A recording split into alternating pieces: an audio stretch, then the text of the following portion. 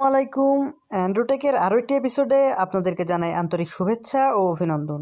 তো আজকে আমরা শেয়ারইটের এমন কিছু ট্রিক্স নিয়ে কথা বলবো যে ট্রিক্সগুলো হয়তো আমরা অনেকেই জানি না এবং এই ট্রিক্সগুলোর কাজ কি তাও জানি না।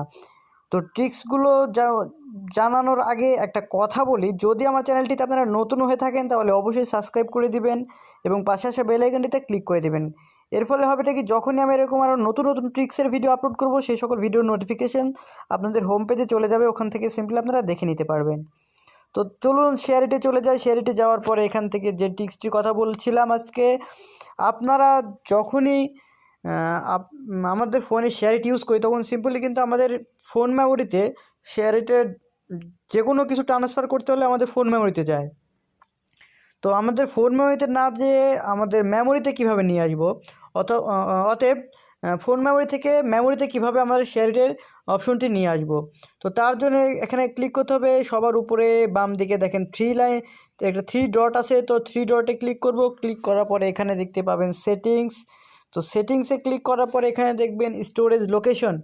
তো স্টোরেজ লোকেশনে যদি আমি ক্লিক করি, ক্লিক করার পর এখানে দেখবেন সিলেক্ট স্টোরেজ লোকেশন। তো আমার এখানে সিম্পলি ফোন মেমোরি করা আছে ইন্টারনাল স্টোরেজ। আমি যদি এসডি কার্ড করতে চাই তো আমার এসডি কার্ডে ক্লিক করতে হবে। এখানে এসডি কার্ডে ক্লিক করলাম, করার পর এরকম একটি পেজ দেখাবে। এর মানে বোঝাচ্ছে যে আপনার কোন ফাইলের ভিতরে অথবা কোন ফোল্ডারের ভিতরে আপনার রিসিভ ফাইলগুলো, শেয়ারইট দিয়ে রিসিভ করা ফাইলগুলো নিতে চাচ্ছেন। তো আমি এখন সিলেক্ট করব, আপনারা ভালোভাবে দেখে নেবেন। তো এখানে দেখেন কোনো ফাইল দেখাবে না। তো সিম্পলি আপনার এখানে উপরে বাম দিকে থ্রি লাইন্স আছে, এখানে ক্লিক করবেন। ক্লিক করার পর এখানে দেখবেন এইচডি কার্ড লেখা আছে, এখানে ক্লিক করবেন। এখানে ক্লিক করার পরে আপনার যে ফাইলটি ইচ্ছা, আপনার যে কোনো একটা ফাইল চুজ করে নেবেন যে আমি এই ফাইলের মধ্যে আমার শেয়ারইটের সবগুলো রিসিভ ফাইল অথবা রিসিভ ফাইলগুলো এর মধ্যে এসে জমা হবে। তো আমি সিম্পলি আমার পার্সোনাল একটা ফাইল লেখা আছে, আমি পার্সোনাল সিলেক্ট করতেছি। তো সিলেক্ট করার পরে এখান থেকে সিলেক্ট করে দিব।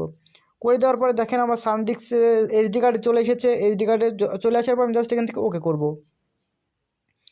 ওকে করার পরে এটা কিন্তু আমি এখন রিসিভ অপশন থেকে, অতএব শেয়ারইট থেকে যে কোনো কিছু ট্রান্সফার করে আমার ফোনে আনলে সব কিছু ফাইল কিন্তু, অথবা ফাইল, ভিডিওস, মিউজিক সব কিছু কিন্তু আমার পার্সোনাল যে ফোল্ডারটি সিলেক্ট করলাম ওইটার মধ্যে চলে যাবে। তো আশা করি সবাই ভিডিওটি আপনারা বুঝতে পেরেছেন। আর যারা বুঝেননি অবশ্যই আমাকে কমেন্ট করে জানাতে ভুলবেন না। আর ভিডিওটি ভালো লাগলে একটি লাইক করে দিবেন এবং সাবস্ক্রাইব করে আমাদের পাশেই থাকুন। ধন্যবাদ, সবাই ভালো থাকবেন, সুস্থ থাকবেন। আল্লাহ হাফেজ।